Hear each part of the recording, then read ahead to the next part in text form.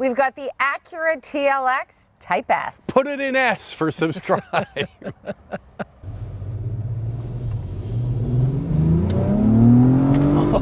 Oh, Type S for the win. They certainly are piping in some sound. I think they're piping in sound. I think so too. But you know what? That Sounds makes me feel good in my tummy, so I'm okay with that. What's under the hood of this thing? A 3-liter turbocharged V6 with a 10-speed automatic transmission, 355 horsepower and 354 pound-feet of torque, standard all-wheel drive, and Acura recommends premium fuel.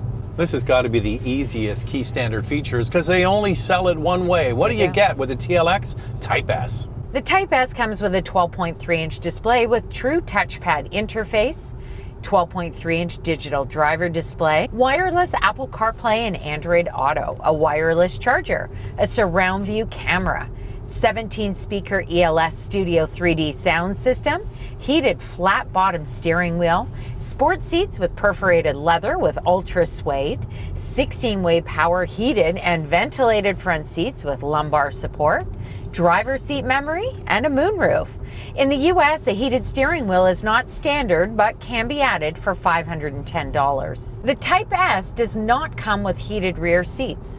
Ah, yes. Back to the push button start. More on this in Questions, Coffee, and Cars. Are we kind of getting used to it? But what are we going to put it in, Andrea? You got to put it in S for subscribing. If you can hit that notification bell, you'll be notified when all of our reviews drop, and then you can watch it. And we do this, the Couple Car Review, twice a week. The first one drops on Wednesday. We put another one out on Saturday. So make sure to like and subscribe, but also follow along on Instagram. It's Motormouth_Andrea to see what's up behind the scenes and to get a question in halfway through the video. More on that. For me, it's Motormouth_Auto, and the links are below the like button. Well, if you've missed it, we just did a video on the Acura MDX Type S. Yep.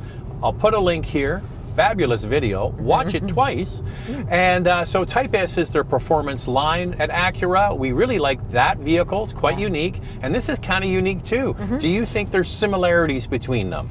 Well, I don't know, because one's an SUV and one's a sedan, right? So not so much. This one sits lower to the ground. Definitely more fun to drive because it's not an SUV. But you will hear me say in this video that it offers a nice blend of performance and comfort. Yet you put it in Sport Plus and the throttle response becomes a little bit more aggressive. Put it in comfort or normal mode, and you've got a great daily driver. That's a good daily. The difference between the MDX Type S and this is this gets adaptive dampers, that gets air suspension plus adaptive dampers, but you also get Brembo brakes with this vehicle, and you get a lot of similarities, the more aggressive all-wheel drive system with the torque vectoring. So all of that is working underneath, but this is just a very competent daily driver. You know what's interesting, Andrea? When I started reviewing cars back in the 90s, if you got a mid-sized car, whether it was a Maxima or a Camry or an Accord, V6 was like kind of like the, not the base engine, but it was really common to have a V6. This is really becoming rare. Yeah, I mean, you're really lucky to get one these days, and if you do find one,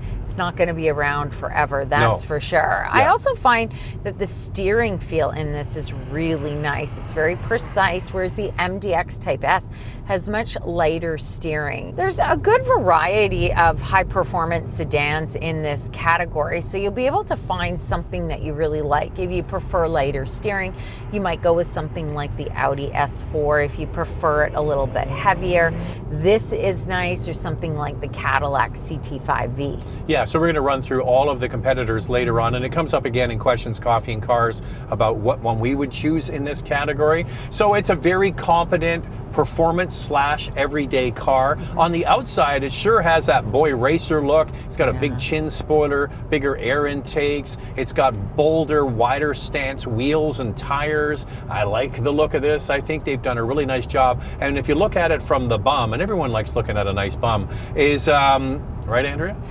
Apparently. It's got the big exhaust tips, and I think that looks the part. Yeah, this is one of those vehicles that I think Acura nailed it on exterior design. I think it's a great looking vehicle. It's one you park. It's one that you turn to look back on and really admire. I love the sleek look, the long hood on this model. And you've got 20-inch wheels and summer performance tires on this. So keep this in mind, you're going to need a good set of winter tires. This comes standard with dual eye LED headlights, LED taillights, LED fog lights. You've got the quad exhaust pipes. Nice bomb. A tire repair kit, Type S badging, and black matte exterior accents. Just moments away from Questions, Coffee, and Cars, and we touch more on the trackpad and the push button and the piano black. All I'll say is, in comparison to the MDX, this is more palatable. You've got a low dash, great outward visibility. I mean, Honda's done that for years with the Accord and with the either the TL or this car. So it's got a great position for looking out, and the materials on what is a spendy car are all first rate. Yeah, the ultra suede interior with the leather trim is quite nice. It really does give it a bit of a sporty look. The red might not be for everyone, but it does up the sportiness of this model. I also find the seats to be really comfortable and plush for a long drive, and the vehicle is easy to get in and out of. It doesn't feel like you sit so low to the ground. All right, Integra. We had the Integra last year, the Type S, and in the back, they didn't carry through the two-tone seats in the back. They put crappy-looking vinyl seats in the back. Like, it looked like something from the 70s. And it was all red, and it like was, no contrast. It was horrible. Yeah. Like, in my opinion, just a fail. These seats are carried into the back. Like, when you buy a car, the seats in the front should match the seats in the back. It's kind of basic stuff. Really, if I were to buy the Integra over this, I would only buy it with the manual transmission. I think it's a miss by Acura to do the Integra with a CVT. This 10-speed automatic transmission is terrific. Well, here's me getting in the back seat of this mid-size sedan. It's comfortable. Pretty good legroom, pretty good headroom. I could spend time back here. Comparing the Acura TLX to the Lexus IS, the TLX has 42.5 inches of front row legroom, which is over 2 inches less than the Lexus. Space behind the second row at 34.9 inches is over 2.5 inches bigger than the IS.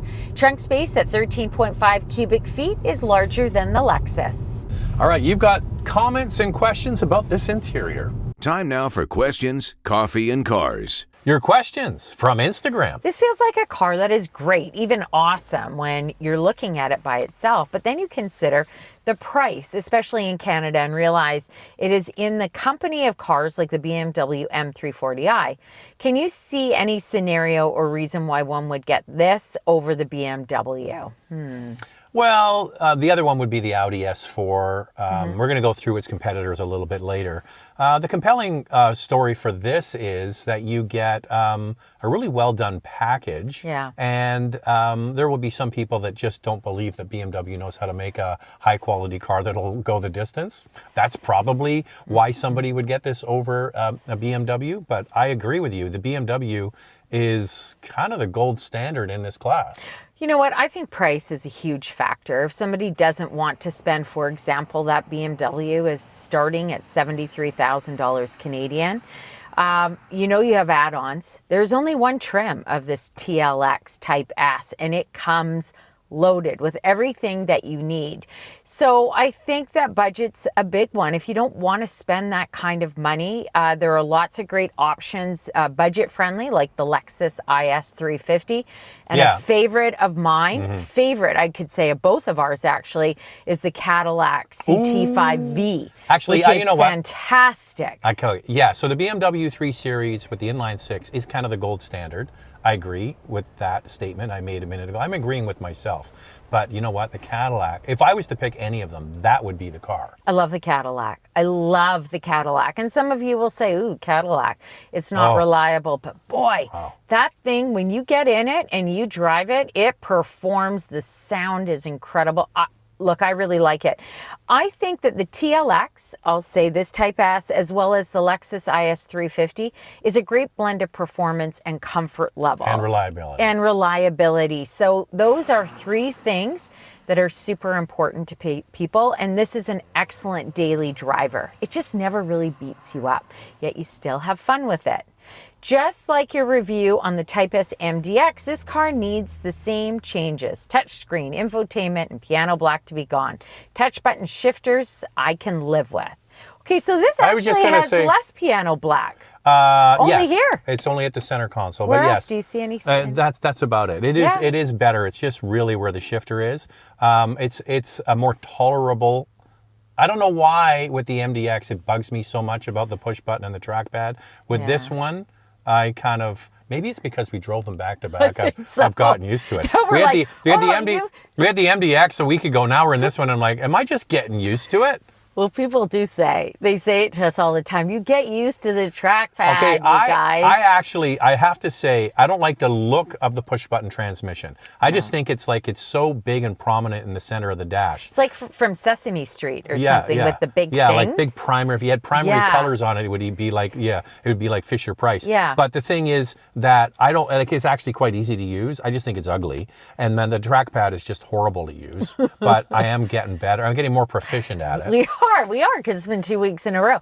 I have to say that this is really polarizing. Like, there is a lot going on. You guys are going to laugh at me because this button at the center console, drive, park, Are you pushing the drive and when sport? I go to start the car, I keep hitting it because it's there, and I'm like, why won't this car start? The exact same Look thing happened over there, to me. Andrea. Because when you're sitting here, this is when you first get it. Of course, it becomes second nature after a few days. The button is behind the steering wheel. And so that's why you push. And there's so many big round buttons there. Yeah. You're thinking, anyway. I actually think this interior has a lot of soft touch material. I think it's well done myself, except for that. Now, here's the good news. I want some good news. Acura USA has announced in a press release that for the MDX and RDX, the trackpad is gone for 2025. So I assume that the TLX will eventually get that. They didn't mention the TLX. It may not change right away, Yeah, because they would right? have to move the screen way forward. I think that's going to be in a refresh if this car even stays around. If because it stays, people are just not buying. No, I mean, you know what? The TLX has 2 trims. So the non-powerful, well, it still has good power. Just the regular TLX has 1 trim. And this Type S has 1 trim. So it's pretty clear that this maybe isn't as popular of a choice I could have told you that. Acura. Yeah. How is the driving dynamics and comfort when comparing with the Lexus IS you reviewed recently? I think it's very good. We have speed bumps near our house because we have a school near us and we have a park near us. So they just load it with speed bumps. And there's a little skirt at the front. Sometimes when you go over it, it scrapes a little. I'm not saying it's scraping the bumper. There's just a little skirt there. So yeah, it can be really quite soft if you want it to be. I would say for comfort and everyday, no problemo. I think this in Sport Plus mode is a little bit more engaging than the IS model, but both of them, I feel they're similar. Like I said, blend of performance and comfort. And now it's time for our hot topic. What's this one, Andrea? That's a beautiful car. If it were mine, I'd put chrome wheels on it. Do you think Acura will make a hybrid out of this model and some other of their models? So Acura had a hybrid system in the top RL. They never offered it in this class of vehicle, and it's disappeared. They used to have it also in the MDX. I think it's something they could bring back, but it was a V6 based hybrid system. I think the trend obviously is towards 4 cylinders, which is one of the reasons why I don't think this engine is going to be around for the long haul. Yeah. But what do you think? Maybe a plug-in? Well, Acura says they're going straight to pure EVs, that they're not going to bring in hybrids and plug-in hybrids. But as we've said before, there's many manufacturers who kind of had the same strategy, and they're revisiting it and bringing in hybrids and plug-in hybrids. We heard that from Genesis as well. So things might change for Acura, but at this time, it's pure electrification. So you're looking at a pure EV. All right, let's get into the vital stats of this TLX Type S. Let's start with pricing. In Canada, the Type S starts at just under $66,500, and in the US, $57,000. Here's the fuel economy: 12.3 liters per 100 kilometers city, 9.8 on the highway. That's 19 miles per gallon city, 24 miles per gallon highway. The warranty is 4 years, 80,000 kilometers or 50,000 miles. In the United States, complimentary scheduled maintenance is covered for 2 years or 24,000 miles. So you're looking for a performance-oriented luxury sedan. What else can you buy? For your consideration, 4 vehicles for you to consider. Up first is the Lexus IS 350 with a 3.5-liter V6, 311 horsepower, and a starting price of almost $61,000. The Genesis G70 with a 3.3-liter twin-turbo V6, 365 horsepower, and a starting price of $64,000. The Cadillac CT5V with a 3-liter twin turbocharged V6, 360 horsepower, and a starting price over $60,000. The BMW M340i with a turbo inline 6-cylinder, 382 horsepower, and a starting price of $73,000. So there are 4 high-performance cars for you to consider. Lightning round, 2 things we like, 2 things we like to see improved. I love how much fun I'm having with this. Great looking car. Well, what I'd like to see is heated rear seats for the price added. I'd like to see all of this refreshed, and I think it's coming. So that's our review of the Acura TLX Type S. Thanks for watching. See you next time.